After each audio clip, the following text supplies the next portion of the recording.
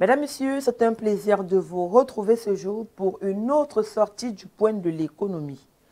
Suite aux troubles qui ont suivi la proclamation des résultats de l'élection présidentielle du 12 octobre 2025 au Cameroun et qui ont entraîné pillage, fermeture de commerce et rupture temporaire d'approvisionnement, certains promoteurs de supermarchés en ont profité pour doubler, voire tripler les prix de certains produits.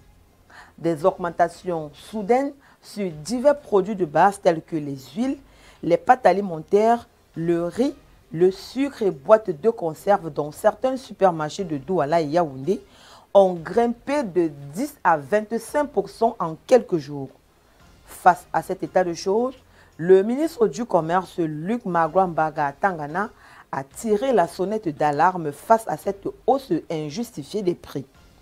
Dans une correspondance datée du 30 octobre 2025, adressée aux promoteurs et gérants de supermarchés, le membre du gouvernement dénonce des augmentations abusives des prix de vente au détail et annonce le déploiement immédiat des brigades de commerce.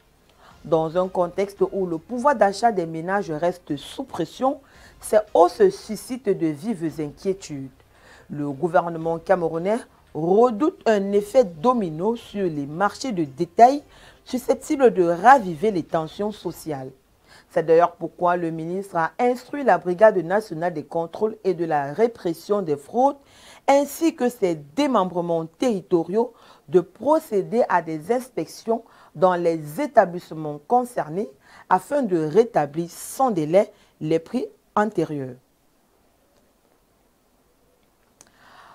Au Gabon, le président Brice Clotaire Oligui Nguema a annoncé lors du Conseil des ministres du 23 octobre dernier qu'une carte de résident permanent d'une durée de 10 ans sera désormais délivrée à tout investisseur réalisant un investissement d'au moins 10 milliards de francs CFA. Une mesure incitative d'envergure qui traduit la volonté du chef de l'État de stimuler l'investissement productif, d'attirer des capitaux durables et de faire du Gabon une terre d'opportunités et de confiance pour les entrepreneurs du monde entier. Il faut dire qu'à travers cette mesure, le gouvernement traduit en acte la vision du président de la République d'accélérer la diversification économique, de valoriser le potentiel national dans les secteurs stratégiques tels que les mines, l'énergie, l'agro-industrie, les forêts, le numérique et les infrastructures et de positionner le Gabon comme une destination stratégique pour les investisseurs du continent et d'ailleurs. Selon les chiffres de 2024, l'économie gabonaise était principalement basée sur les matières premières, notamment le pétrole, le bois et les minerais avec environ 50,9% du PIB, tandis que l'agriculture ne représentait qu'environ 6% du PIB. 97% des exportations étaient des revenus provenant des produits de base, exposant le pays aux fluctuations des marchés internationaux.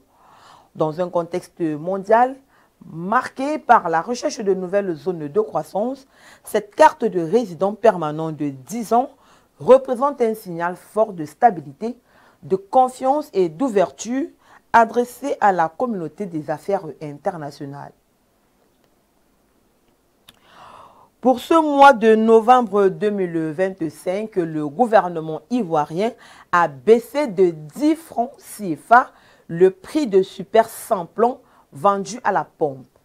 De ce fait, l'essence super sans-plomb passe en Côte d'Ivoire de 830 francs CFA le litre à la pompe à 820 francs CFA le litre durant tout ce mois de novembre 2025.